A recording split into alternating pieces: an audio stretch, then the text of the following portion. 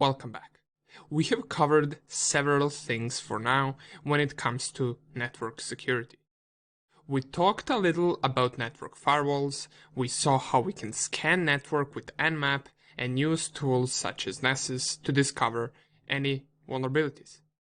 Now, vulnerability analysis and exploitation is once again more advanced topic which you can find in the ZTM ethical hacking course if that's what you're interested in.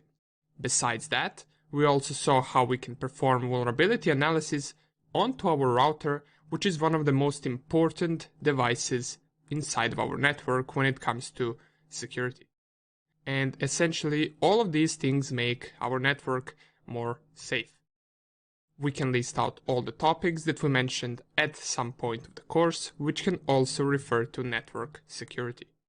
Installing firewall, both host-based and network-based, can help secure your network.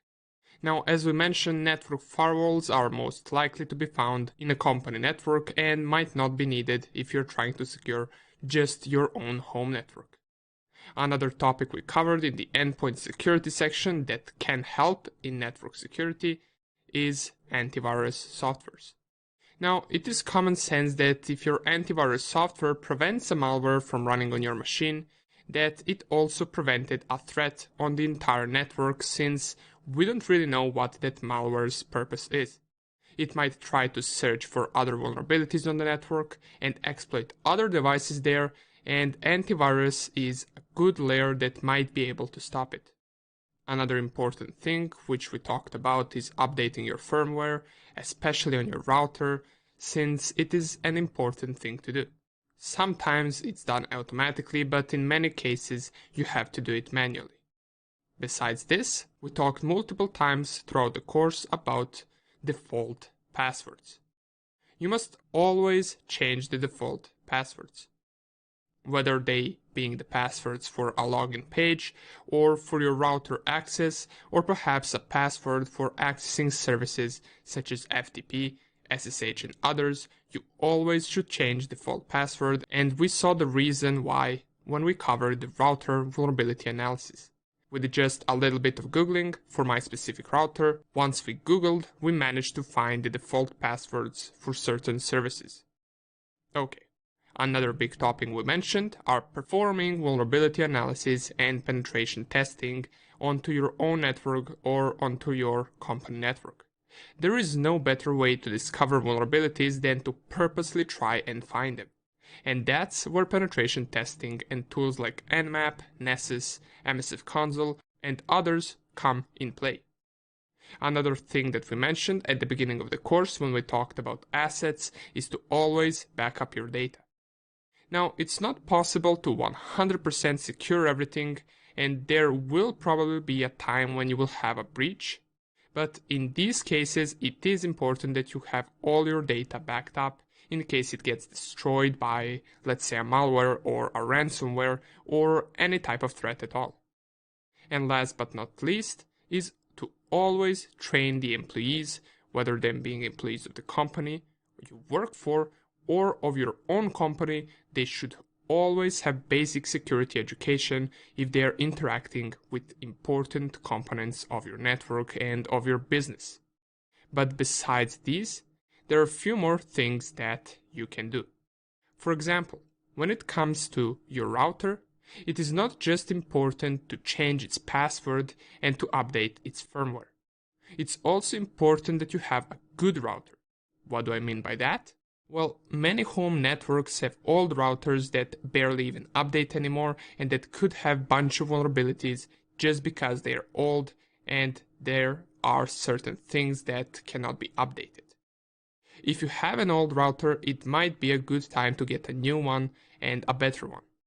Also, manufacturers build and distribute these network devices such as routers with exploitable softwares just so they can have ease of installation, operation and maintenance. These common types of routers are also main target of the attackers since they are widely distributed, so it might not be a bad idea to get a device from some less known vendor considering that it's well made and secured.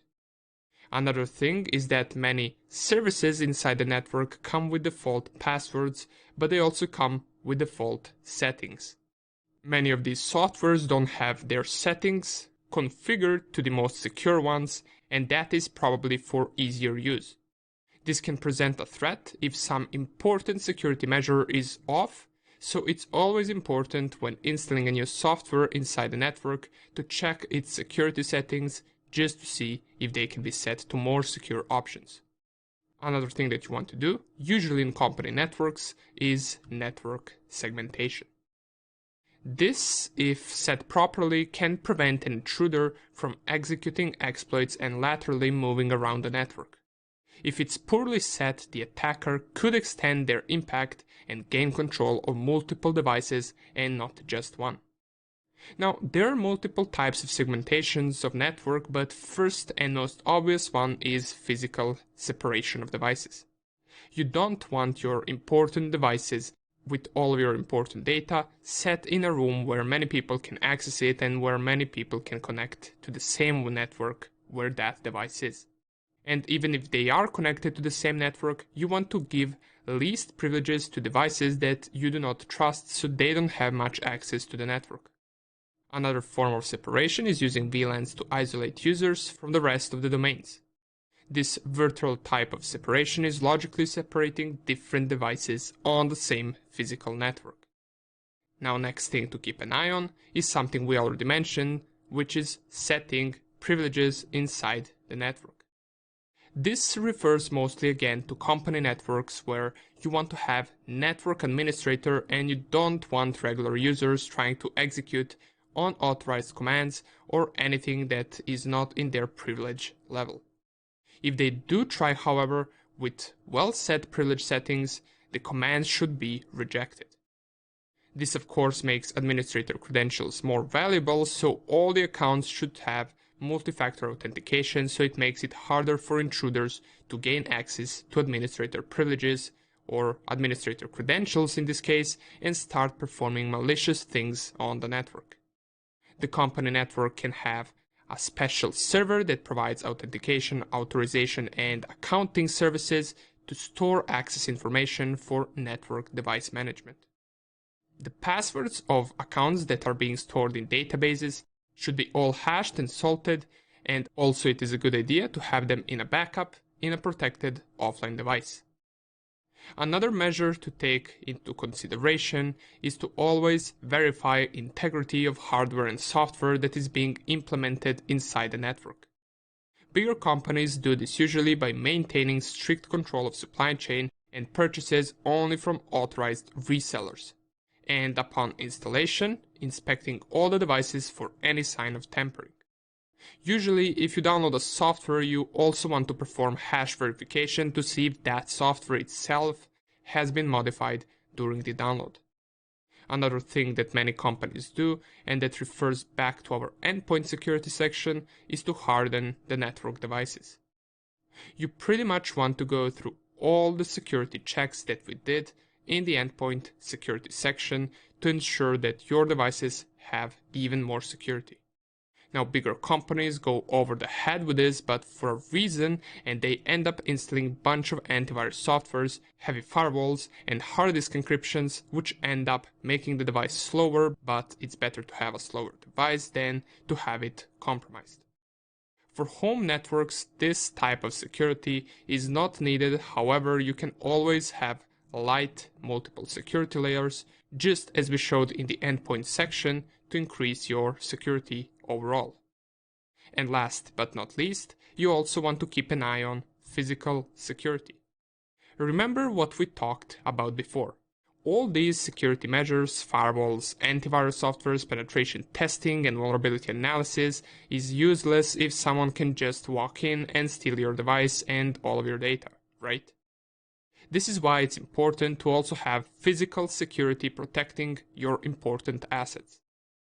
Nonetheless, these would be the basic steps to having a secure network architecture. Now, most of these topics we already researched. The ones that we didn't, you want to research even more.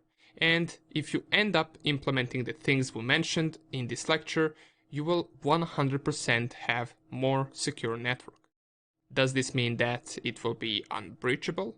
No, since remember that 100% security is not possible, but we can always end up scaling up and making it more and more secure. Thank you for watching, and I will see you in the next lecture.